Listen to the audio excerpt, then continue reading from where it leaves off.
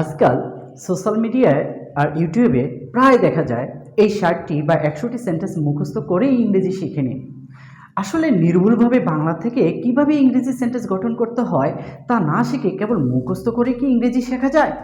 আচ্ছা, এমন যদি হয়, ইংরেজি গ্রামারের বেসিক ঠিক রেখে বাংলা থেকে ইংরেজি বাক্য তৈরি করতে পারলে কেমন হয়? আজকের টিউটোরিয়ালে এমন কিছু বেসিক রুলস নিয়ে আলোচনা করব যা দেখার পরে আর কখনোই ইংরেজি বেসিক সমস্যায় পড়তে হবে না। Hello viewers, this is Masum stitching and motivation. সবাইকে শুভেচ্ছা ও স্বাগতম। Today's lesson is very important, so no more late, let's get started. Into you, I should be over all the butterflies, but I'm into you, and baby, even on the worst night. Welcome back to Masum's tutorial. The method of learning English 1.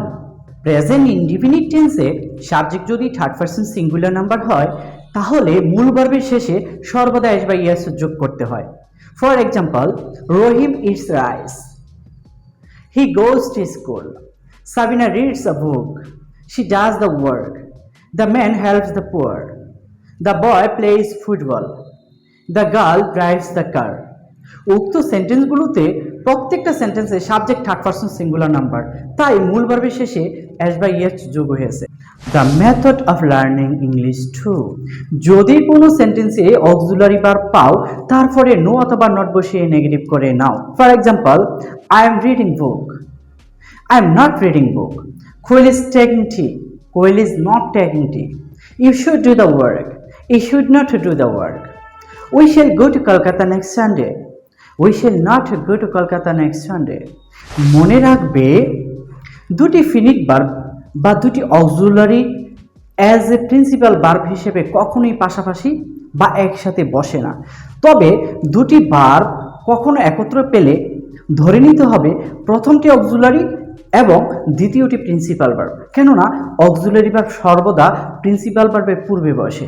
যেমন, I can do the work, you should have basic knowledge of English, you will solve the problem, I would like to travel, he needs to go to Dhaka। উক্ত সেন্টেন্সগুলোতে যথাক্রমে can, should, will, would, need এগুলো auxiliary verbs, পক্ষান্তরে do, have, solve, like, go এগুলো মূল verb বা principal verb. The method of learning English 3. Auxiliary verb ছাড়া যত বাক্য পাও সাবজেক্টের নাম্বার, পার্সন ও টেন্স অনুযায়ী মূল ভার্বের পূর্বে do not, does not, did not বসিয়ে নেগেটিভ করে নাও। ডু ডাজ নিবে প্রেজেন্ট টেন্সে এবং ডিড নিবে পাস্ট টেন্সে।